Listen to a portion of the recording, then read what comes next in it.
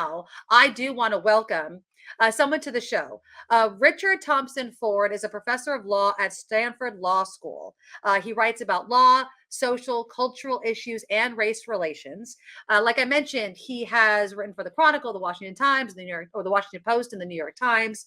He's written. He's been the author of New York Times notable books such as The Race Card, Rights Gone Wrong: How Law Corrupts the Struggle for Equality, and he also wrote the book Dress Codes: How the Laws of Fashion Made History. Professor Ford, thank you so much for coming on the show. Hey. Hi, thanks for having me on your show. I'm We really love excited to have the smart people on the show. This is awesome. Exactly. Okay, so Professor Ford, I want to play for you right now. I'm going to share my screen. I want to talk, and I told you in my email when I initially reached out, the Missouri State House dress codes. It bothers me to no end, but I want to play a little bit of the debate that they were having about this. So let me, of course I don't have it ready. 1 second. So here is just a little bit of the debate. And now again, this is between women who are doing it. Mhm. And here we go. Da-da-da-da. You know what it feels like to have a bunch of men in this room looking at your top, trying to decide whether it's appropriate or not? Are we going to have Dana be checking our tags for whether it's a knit blend or a polyester blend or the silk count? I mean, this is ridiculous. Lady, you're right. It is ridiculous. It is absolutely So why are you absurd doing it? that we even have to talk about it on the House floor. I agree. In So the why did you House bring it up? chamber. Why should we talk about something like this? It is absolutely ridiculous. You brought this to the floor, lady. You tell me. You would think that all you would have to do is say, dress professionally, and women can handle it. You would think elected officials could handle that. You would think, but No, we're walking around here in sequins and velveteen, to the ladies' point. So what is appropriate, and why do you get to decide? We need to get over the sequence. That's ridiculous. Oh, man. Okay, so that's just a taste. Mhm. That's just a taste of this debate. I'm going to first just ask you your initial reaction to even this debate happening on the Missouri House floor. Well, I wish I could say I was surprised, but I'm not. These kind of debates are pretty commonplace. You know, it wasn't that long ago that there was a similar debate in the U.S. House of Representatives, and these kinds of debates over dress codes, and particularly for women, are, you know, sadly quite widespread in our society even today. So let's talk about what is professional attire. You heard that clip there. And it seems that the woman that's kind of promoting or started this whole debate is saying, you would think that all you would have to say is wear professional attire. But in your research and obviously your books, what is professional attire? And that question of who gets to decide is an important one. It is. It certainly is. Well, professional attire is something that's a bit of a moving target, particularly for women.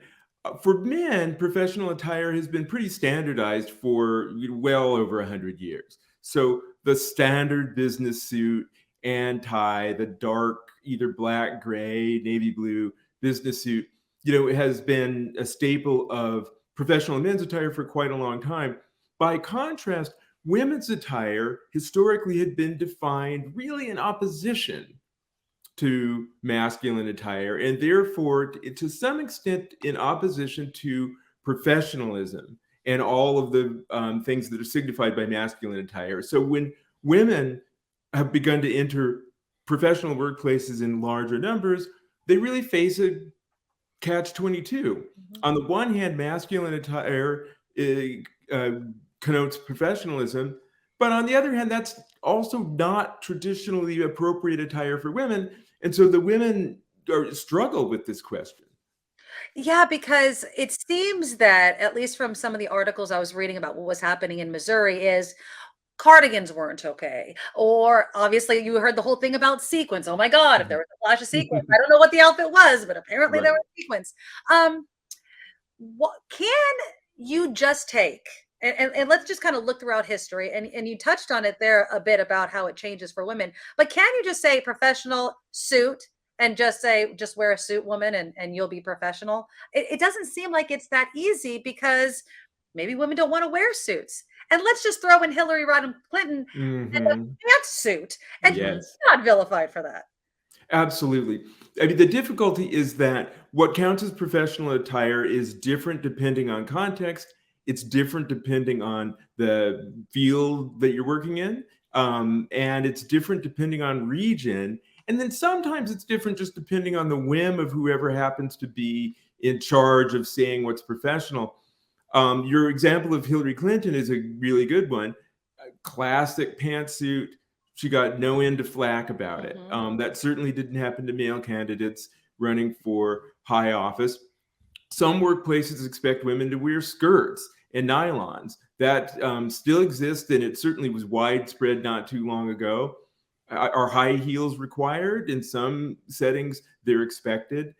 Then in other settings, that would be seen as either overly fussy or maybe even too sexy. So this kind of back and forth between being feminine enough but not being sexy, and being professional enough but not looking butch or macho is a constant tension for women. And I mean, I have to say that I think one of the main purposes of these dress codes really is just to keep women off balance. It's to make sure that no matter what you wear, you might not be dressed appropriately.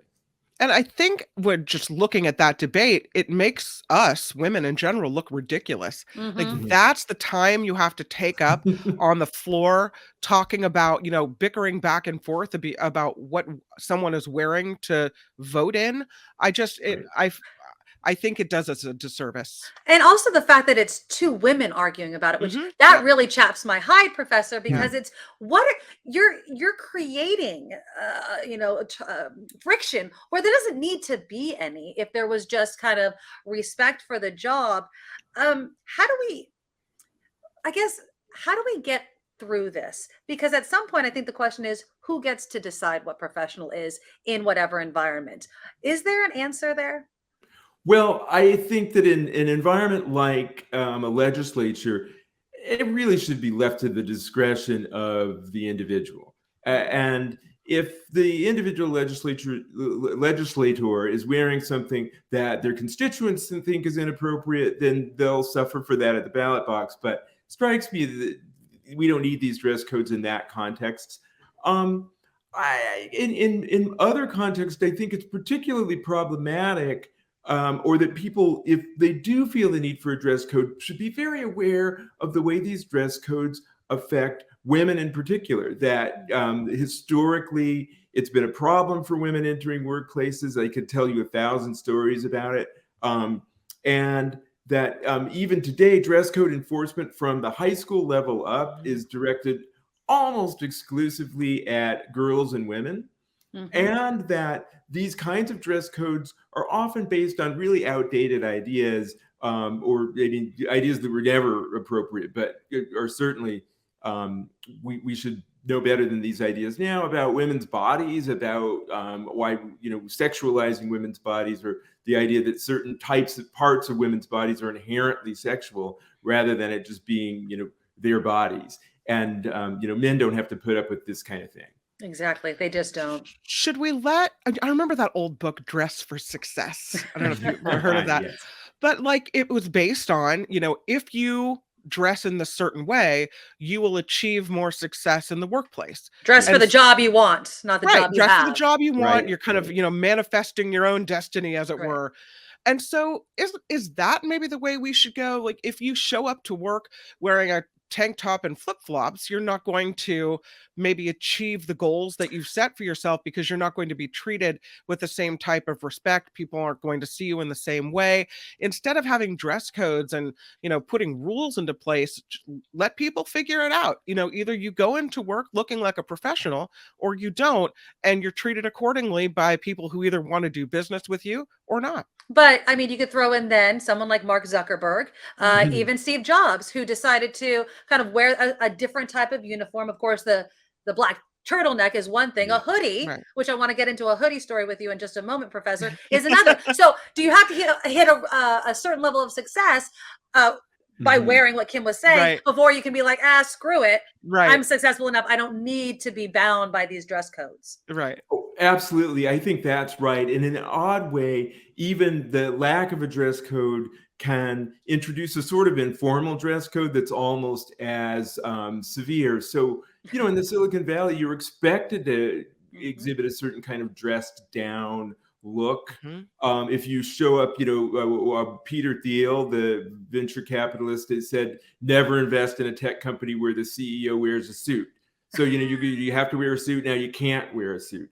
And I do think that this is another kind of way to exhibit status, just in a different form. And it also has its gendered and racial connotations because, as you're starting to mention the hoodie, some people wear a hoodie and they look like they're a tech entrepreneur, and other people wear a hoodie and many people think of them as a criminal or a threat.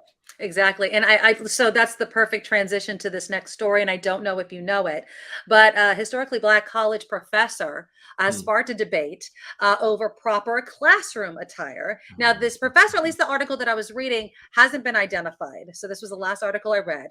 But a tweet on January 6th said the syllabus banned students from wearing hoodies, do-rags, bonnets, and 3 styles of shorts: booty, coochie cutter, and twerk. Oh. Now, some users on social media criticize this as anti-Black. The professor, just to add, is apparently Black. Okay. Others defended it as setting a standard. What is your take on that?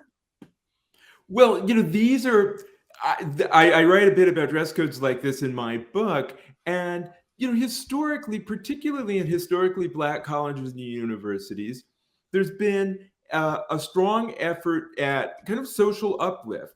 And the idea is, you as an African American, as a member of a historically disadvantaged group, need every advantage you can get. You can't afford to have things like your clothing hold you back. And so we want to train you for your professional life. And honestly, I have a lot of sympathy for that ambition. So these are cases where, now at the same time, from the perspective of the students, it's oppressive. And it certainly does have racial overtones because to some extent, these dress codes are designed to combat or refute racial stereotypes. And so there is a racial element there, and that makes it very uncomfortable. So I frankly find this a quite difficult issue. I understand where the administration or the professor in this case is coming from. And I believe that, they've got the best interest of their students at heart. But it does mean, once again, that, historically disadvantaged groups have another burden. Yeah. I mean, do dress codes serve people as a whole? I mean, is there throughout history, and I know, let me mention your books again. You wrote Dress Codes, How the Laws of Fashion Made History. I mean, is there a benefit to having dress codes, having uniforms in school? Because I grew up, the first time I ever chose my own clothes, Professor, was when I went to college. I wore a uniform K through high school, right? Yes. And so I remember being like, God, it was a hell of a lot easier when I could just wear a certain uniform. Is there also a sense of freedom in having kind of a dress code? Sometimes I think there is. And, I'd say a few things about that. One is I think dress codes of some kind are inevitable. I don't think it's plausible that we're going to move to a society in which people are never evaluated based on their self-presentation, and that includes what they're wearing. And in the absence of a formal dress code, again, you often get an informal one. You have to wear a t-shirt in Silicon Valley.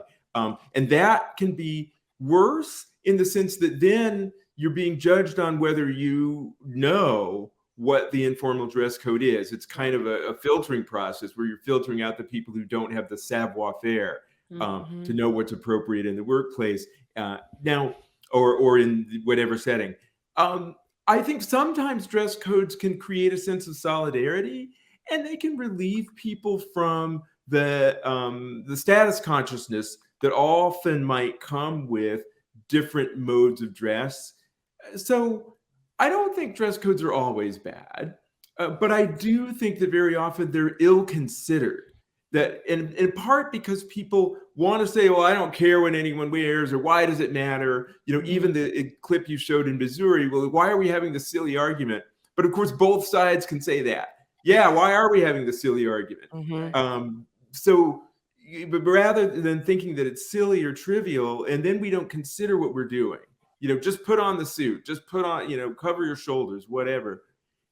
If we thought more carefully about it, we could begin to see that certain types of dress codes come with unfair and unequal burdens for some groups, or they're based on ideas that we really wouldn't be proud of if we had to articulate those ideas overtly, but instead we're kind of doing it subtly through dress codes. Yeah. It's an excellent point, because I do feel like there is a message that is sent, and I've talked about, just raising a daughter.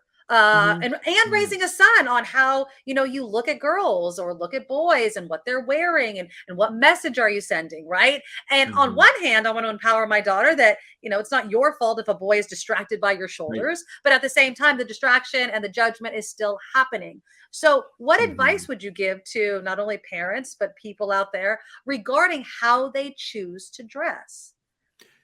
That, and I have a 14-year-old daughter as well, and you're in it then. You want her, you want your child not to feel self-conscious about their body and not to internalize some of these misogynistic ideas about women's bodies. At the same time, they're living in the real world, and you want to make sure they're prepared for what's to come. So, I would give you the advice I would give is to try to strike that balance, to explain that, some people might say, without saying, that looks trampy. Right. It's not you, it's other people, but you're living in a world in which some people are idiots, and, or some people are sexists, and some people are racists, and you'll have to decide for yourself how to navigate that. Yeah, that's a tough one though, especially when, I can already hear my daughter saying, some people, you mean you? Oh, no. But it's so interesting though, and it just happened to my 13-year-old daughter last year. At the moment in which these girls realize that they're being judged on what they wear, right? And then you see like they go from not caring to, I have to have this, I have to look this way, this is what the world expects of me. And in a way it's kind of heartbreaking, because they're realizing that they have to fit into some mold. Yeah, there's a loss of innocence there, and it's really difficult to decide, independent of these influences, they're either conforming or they're rebelling. But both of those aren't their own decision, they're a reaction to what's happening in the world around them. Yeah. And I also think we all have to check ourselves sometimes on how we judge other people for what they're wearing. Because, back to the hoodie thing and just walking down the street and just put somebody that looks different or is a different gender in those exact same clothes, and would the reaction be the same? Professor Ford, I have loved this conveation. I would love to have you back on. We've really enjoyed it. Good luck with your 14-year-old daughter. Yeah. We're on the same boat. But I really appreciate you. Again, Stanford Law Professor Richard Thompson Ford. Check out his books. It is The Race Card, Rights Gone Wrong, How Law Corrupts the Struggle for Equality, and the one we've been mentioning, Dress Codes, How the Laws of Fashion Made History. Professor Ford, thank you so much for being on the Nikki Maduro Show. Thank you. Thanks for having me. This was lots of fun. That's great. Thank you so much. Awesome. Yeah, I know. Such a smart guy, right? I mean, that's just... But again, I have this thing about dress codes, and I remember reading an article with him, and so I was like, I'm going to give him a call, and he was awesome for hopping on. So he mentioned the whole tech dress code phenomena. So my husband works in tech, and he's going for a job interview a couple of years ago, right? And he's got like cargo shorts and a t-shirt on, and I'm like, well, the cargo shorts definitely have to go, David. You're going for a job interview. He goes, you don't understand. I go, well, can you at least put a collared shirt on? Like, can you try to gussy it up a little bit? He's like, if I wear a collared shirt, everyone knows I'm a faker, so I can't do it. Like, this is the dress code.